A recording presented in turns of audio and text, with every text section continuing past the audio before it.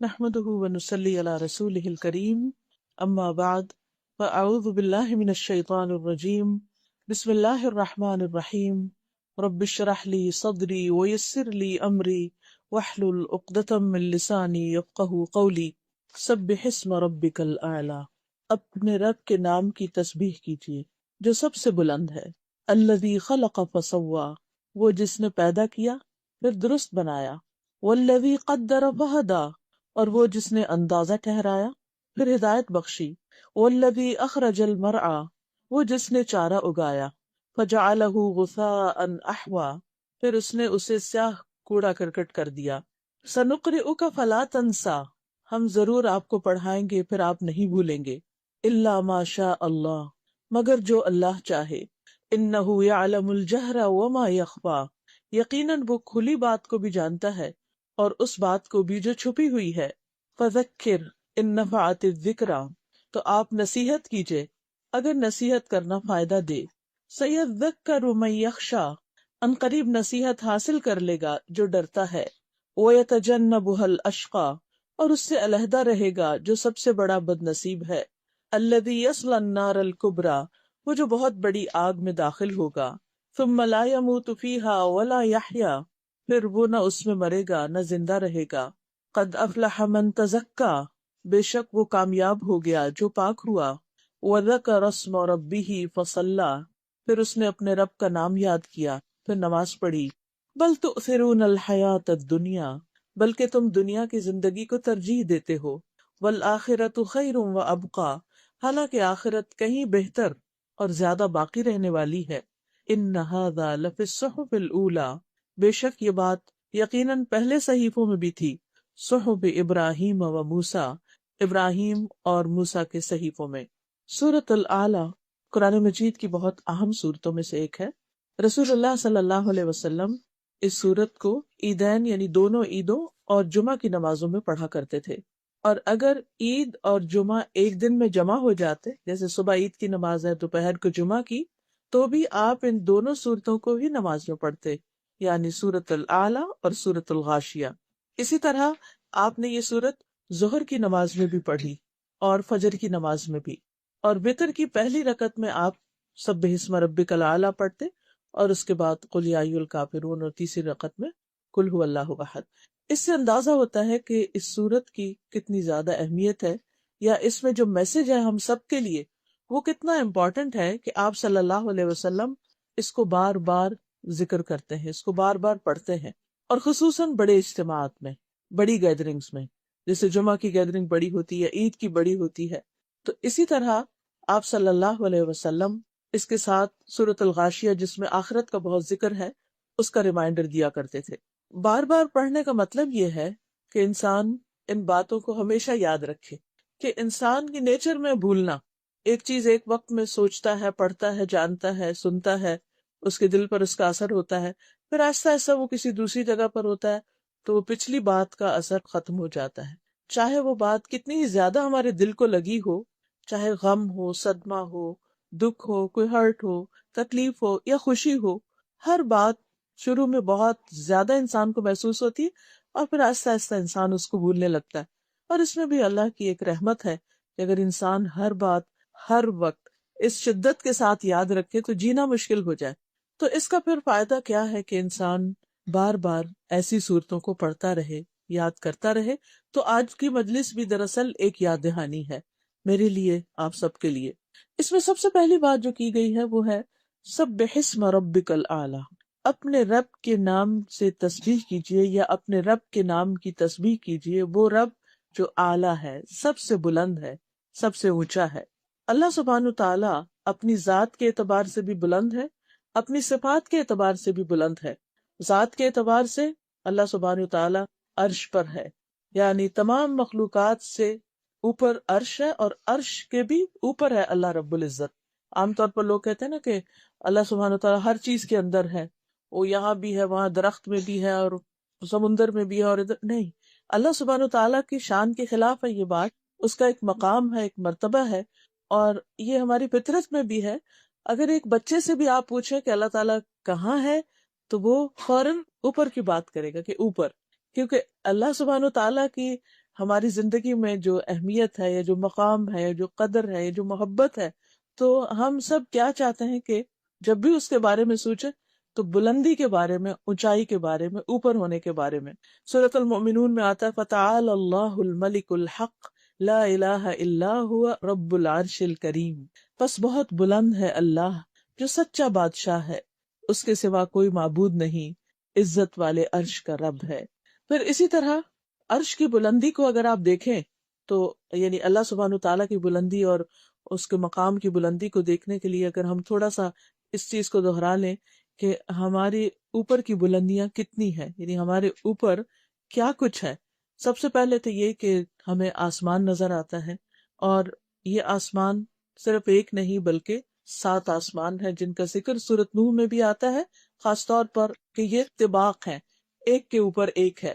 الم تروا کیف خلق اللہ 7 سماوات طباقا، کیا تم دیکھتے نہیں کہ اللہ سبحانہ تعالیٰ نے کس طرح 7 آسمانوں کو اوپر نیچے پیدا کیا۔ طباق وہ چیز ہوتی ہے کہ جو ایک کے بعد ایک ہوتی ہے۔ اور پھر اللہ سبحانہ تعالیٰ غور و فکر کی بھی دعوت دیتے ہیں، وَإِلَى السَّمَاءِ كَيْفَ رُفِعَتْ، اور دیکھو آسمان کی طرف کہ کیسے بلند کیا گیا، یعنی کتنا اونچا ہے۔ اور پھر ان 7 آسمانوں کے بعد جنت ہے، اور جنت کے 100 درجے ہیں، اور ہر درجے کا درمیانی فاصلہ، رسول اللہ صلی اللہ علیہ وسلم نے اس کے بارے میں فرمایا جنت میں 100 درجے ہیں، ہر 2 درجوں کے درمیان اتنا فاصلہ ہے جیسا کہ زمین اور آسمان کے درمیان کا فاصلہ۔ سبحان اللہ، یہاں سے ہمیں سب سے بلند ترین چیز جو نظر آتی ہے وہ آسمان ہے، تو جنت میں ایک درجے سے دوسرا درجہ۔ اچھا، دنیا میں بھی لوگوں کے درمیان درجے ہوتے ہیں، کوئی کسی مقام پر ہوتا ہے، کوئی کسی مقام پر، کبھی علم کے اعتبار سے، کبھی مال کے اعتبار سے، کبھی کسی اور چیز کے اعتبار سے، لیکن وہ درجے ان میں فرق بہت زیادہ نہیں ہوتا۔ مگر جنت میں جو پہلے درجے پر ہوگا اس میں اور صرف اس کے نیکسٹ لیول میں اتنا زیادہ فرق ہے جتنا زمین سے آسمان کا فاصلہ ہے۔ تو آپ دیکھیے کہ ایک ایک درجہ پانے کے لیے انسان کو پھر کتنی طلب، تڑپ، تمنا، نیت اور کوشش کی ضرورت ہے۔ پھر فرمایا کہ فردوس اس کا اعلیٰ ترین درجہ ہے، سب سے اوپر کا درجہ ہے، اسی سے جنت کی 4 نہریں نکلتی ہیں، اور اس کے اوپر عرش ہے۔ اور جب بھی تم اللہ سے سوال کرو تو جنت الفردوس کا کرو، یعنی اعلیٰ ترین مقام کا، کیونکہ جب انسان اعلیٰ کا سوال کرے گا تو پھر کوششیں بھی اپنی اعلیٰ کرنا شروع کرے گا۔ مجاہد ایک مفسر ہیں، وہ اس آیت کی تفسیر میں جو سورۃ مریم میں آتی ہے وَقَرَّبْنَاهُ نَجِيًّا، اس کے بارے میں کہتے ہیں کہ 7ویں آسمان اور عرش کے درمیان 70,000 پردے ہیں، یعنی دیکھیے کہ وہ فاصلہ بذات خود پھر اور بہت اونچا ہے۔ اور اللہ تعالیٰ موسیٰ علیہ السلام کو اپنے قریب کرتے رہے یہاں تک کہ دونوں کے درمیان ایک پردہ رہ گیا۔ جب اس جگہ کو دیکھا جہاں لوح محفوظ پر لکھنے کے قلم کی آواز سنی تو کہا ربی ارنی انظر الیک، اے میرے رب مجھے دکھا کہ میں تجھے دیکھوں۔ تو اللہ تعالیٰ نے کیا فرمایا، قال لن ترانی، تم مجھے ہرگز نہیں دیکھ سکتے، کیونکہ حجابہ نور، اللہ سبحانہ تعالیٰ کا جو حجاب ہے وہ نور ہے، اور اگر وہ ہٹ جائے تو اس کے جو چہرے کی صرف ایک کرن، یا وہ کہنا چاہیے کہ وہ جو لائٹ ہے وہ ہر چیز کو جلا کے رکھتے، تو کسی انسان کے اندر اتنا یارہ ہی نہیں۔ ایون موسیٰ علیہ السلام جو اللہ تعالیٰ کے اتنے بڑے پیغمبر تھے کہ وہ اللہ سبحانہ تعالیٰ کو دنیا میں رہتے ہوئے یا اس لائف میں دیکھ سکیں۔ ہاں، قیامت کے دن اور جنت میں خاص طور پر اللہ تعالیٰ اہل ایمان کو وہ طاقت بخشیں گے کہ جس کی وجہ سے وہ اللہ تعالیٰ کو دیکھنے کے قابل ہو سکیں گے، اور جب اللہ تعالیٰ کو دیکھیں گے تو اس کے بعد جنت بھی ان کی نگاہوں میں بہت چھوٹی ہو جائے گی۔ یعنی سب سے بڑی، یعنی کہ ہائر آف ڈیلائٹ جو ہے ایک انسان کے لیے کہ جس سے اس کی واقعی سیٹسفیکشن ہو سکتی ہے، وہ صرف اللہ سبحانہ تعالیٰ کا دیدار ہے۔ اس سے کم کی جتنی بھی چیزیں ہیں ان کو انسان دیکھتا ہے، وقتی طور پر خوش ہوتا ہے، پھر تھوڑے دن کے بعد اس کی قدر انسان کی نگاہوں سے ہٹ جاتی ہے، پھر اس کے بعد کچھ اور دیکھتا ہے، لیکن یہ سیٹسفیکشن ہو ہی نہیں سکتی جب تک کہ ایک مومن اپنے رب کو نہ دیکھ لے۔ پھر یہ بھی ہمیں معلوم ہے کہ 7ویں آسمان پر بیت المعمور بھی ہے، جس میں ہر روز 70,000 فرشتے طواف کرتے ہیں، اور جس نے ایک بار طواف کر لیا اس کی باری قیامت تک نہیں آئے گی۔ رسول اللہ صلی اللہ علیہ وسلم نے فرمایا، یہ صحیح بخاری کی روایت ہے کہ میرے لیے بیت المعمور کھول دیا گیا۔ اسے ہمیں تو بڑا شوق ہوتا ہے نا کہ کعبہ کے اندر کسی طرح جائیں، تو معراج پر نبی صلی اللہ علیہ وسلم کے لیے بیت المعمور کو کھول دیا گیا۔ بس میں نے جبریل سے پوچھا تو انہوں نے بتایا کہ یہ بیت المعمور ہے۔ اس میں 70,000 فرشتے روزانہ نماز پڑھتے ہیں، اور جو ایک بار عبادت کر کے باہر نکل جائے تو دوبارہ اندر واپس نہیں آ سکتے، یعنی قیامت تک ان کی باری پھر نہیں آئے گی۔ ہم تو خوش قسمت ہے کہ ایک دفعہ حج عمرہ کر لیا اور پھر جانا چاہے تو پھر جا سکتے ہیں، لیکن یہ کہ وہاں پر اللہ کی عبادت کے لیے اتنے زیادہ فرشتے موجود ہیں۔ تو اس سے اندازہ ہو سکتا ہے کہ ہمارا رب کتنا اعلیٰ اور کتنا بلند ہے۔ اور پھر ہم یہ بھی جانتے ہیں کہ رب کے عرش کو فرشتے اٹھائے ہوئے ہیں۔ یہ نہیں ہمیں پتہ چلتا کہ رب اس پر بیٹھا ہے یا کھڑا ہے یا کیا کیفیت ہے، اس کے بارے میں نہ ہمیں علم دیا گیا، نہ ہمیں سوچنا چاہیے، نہ اس کے بارے میں غور کرنا چاہیے، نہ کوئی بحث مباحثہ۔ لیکن اتنا ہم دیکھ سکتے کہ عرش خود کتنا بڑا ہے۔ نبی صلی اللہ علیہ وسلم نے فرمایا کہ مجھے اس بات کی اجازت دی گئی کہ میں اللہ کا عرش اٹھانے والے فرشتوں میں سے کسی فرشتے کے بارے میں بیان کروں کہ وہ کتنا بڑا ہے، تو اس کے کانوں کی لو جو ہے، یعنی کان کا جو نچلا حصہ ہے، اس سے کندھے تک، شولڈر تک، اس کا درمیانی فاصلہ 700 سال کی مسافت پر ہے۔ ایک فرشتے کی صرف، یعنی گردن ہی سمجھے اس کو، یعنی تو گردن اگر اتنی اونچی ہے تو وہ خود کتنا اونچا ہوگا، اور پھر وہ عرش کو اٹھائے ہوئے ہیں، تو اس سے اندازہ لگائیے کہ ساتویں آسمان کے اوپر کتنی زیادہ اور بلندی ہے، کہ جس کے بعد عرش آتا ہے، اور اس عرش کو پھر یہ فرشتہ جو اٹھاتا ہے وہ خود کتنا بڑا ہے۔ ظاہر وہ بڑا ہے تو اتنا ہی فاصلہ ہوگا نا کہ جس کے پرے پھر وہ کھڑا بھی ہو سکتا ہے اور اٹھائے ہوئے بھی ہیں۔ اور ان کے بارے میں آتا ہے بعض روایات میں کہ 4 ہیں اور بعض میں آتا ہے 8، اور قیامت کے دن تو فرشور 8 ہیں۔ قرآن مجید میں آتا ہے وَيَحْمِلُ عَرْشَ رَبِّكَ فَوْقَهُمْ يَوْمَئِذٍ ثَمَانِيَةٌ، اور تیرے رب کا عرش اس دن اپنے اوپر 8 فرشتے اٹھائے ہوئے ہوں گے۔ پھر اسی طرح ان 7 آسمانوں اور عرش کے علاوہ ایک کرسی کا ذکر بھی ملتا ہے۔ یہ کرسی کا ذکر آیت الکرسی میں بھی آتا ہے کہ وسع کرسیہ السماوات والارض، کہ اس کی کرسی آسمان و زمین پر چھائی ہوئی ہے یا اس پر بسی ہے۔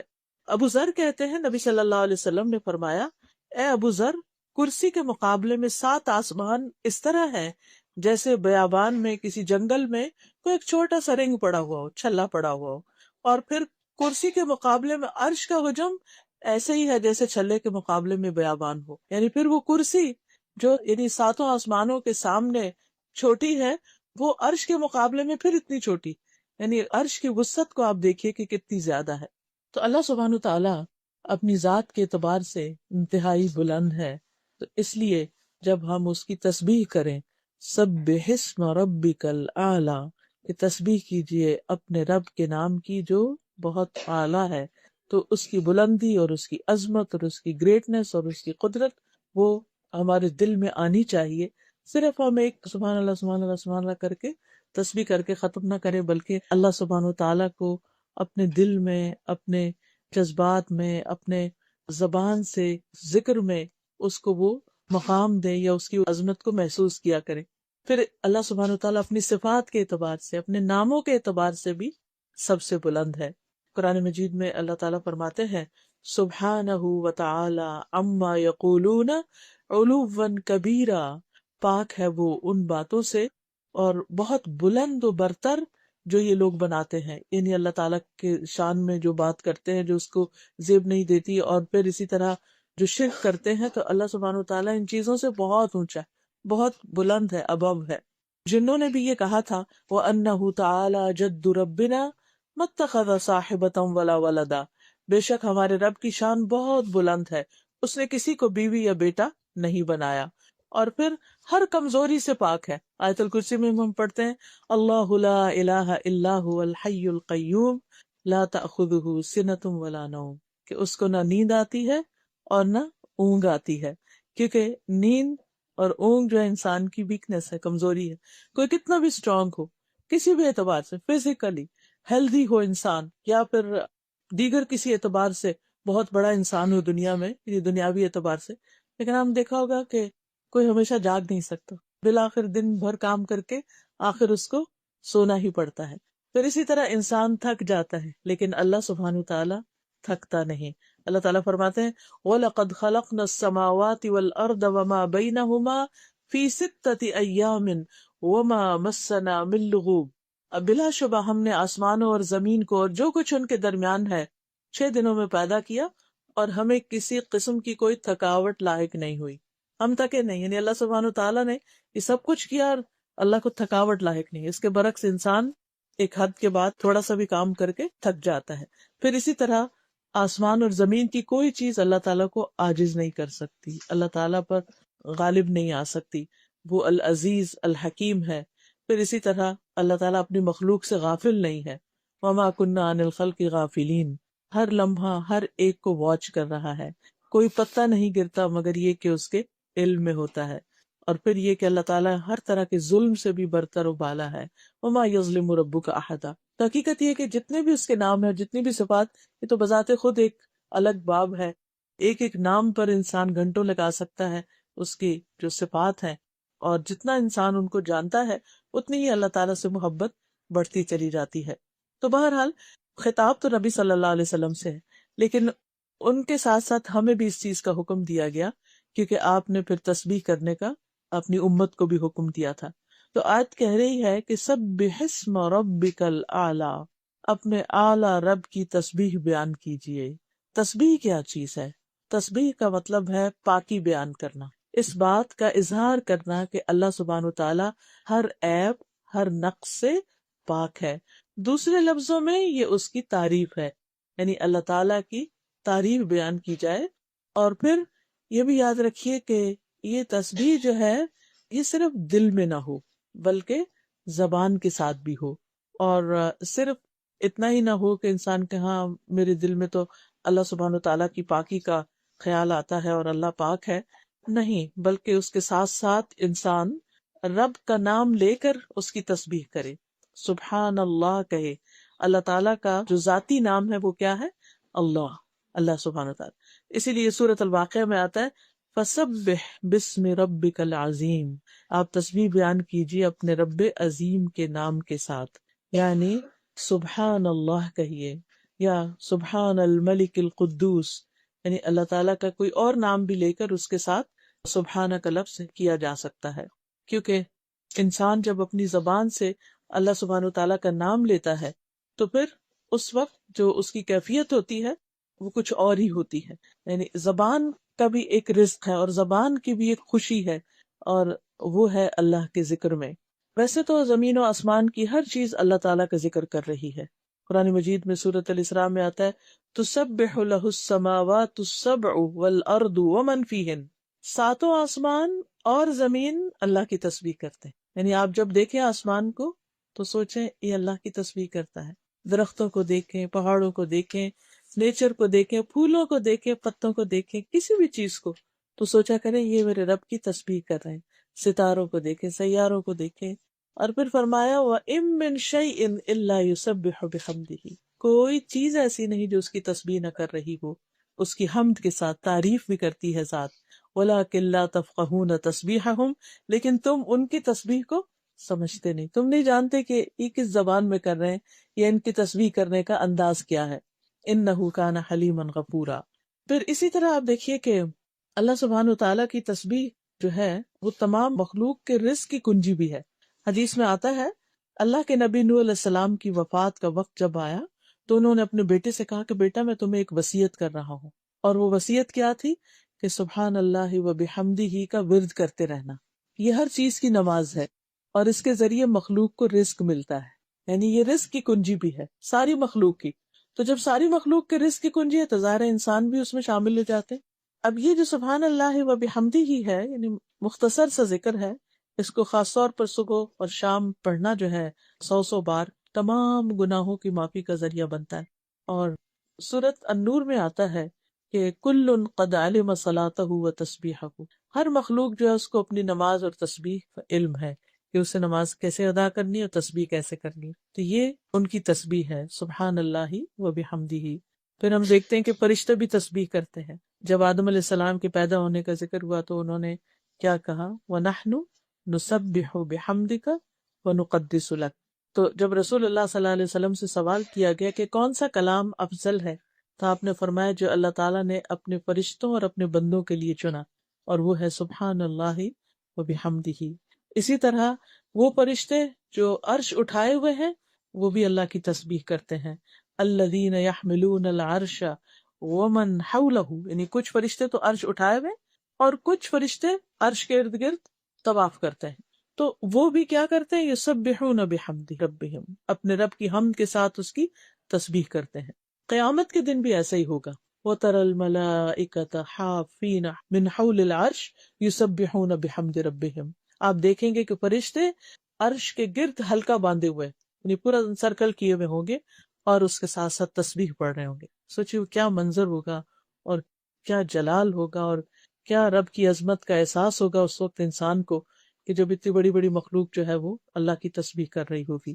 اور یہ اللہ تعالیٰ کا پسندیدہ کلام ہے، اور ہم دیکھتے ہیں کہ نماز کے شروع میں بھی ہم کہتے ہیں سبحانک اللہم و بحمدک و تبارک اسمک و تعالی جدک۔ پھر اسی طرح ہم نماز کے اندر بھی تسبیح کرتے ہیں۔ رسول اللہ صلی اللہ علیہ وسلم نے فرمایا، تم لوگ اللہ کی عظمت کا جو ذکر کرتے ہو، یعنی تسبیح، تحلیل لا الہ الا اللہ، اور تحمید یعنی الحمدللہ، جسے ہم ان سب کو ایک جملے میں اکٹھا کر لیتے ہیں نا، سبحان اللہ والحمد للہ ولا الہ الا اللہ واللہ اکبر۔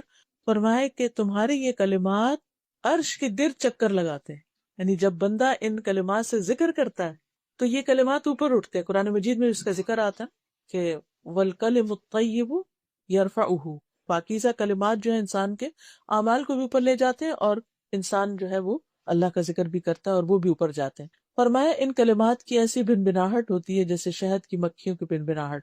وہ کلمات اپنے ذکر کرنے والے، یعنی وہ آوازیں جو ہوتی ہیں، پھر وہ جیسے قرآن میں آتا ہے نا فَاذْكُرُونِي أَذْكُرْكُمْ، کہ جب ہم ذکر کرتے ہیں تو ہمارا ذکر اوپر اٹھتا ہے، اور جب وہ اوپر اٹھتا ہے تو پھر اللہ سبحانہ وتعالیٰ ہمیں یاد کرتے ہیں۔ فرمایا کیا تم میں سے کوئی نہیں چاہتا کہ اس کے لیے کوئی ایسا ہو یا ہمیشہ اس کی یاد دلائی جاتی رہے؟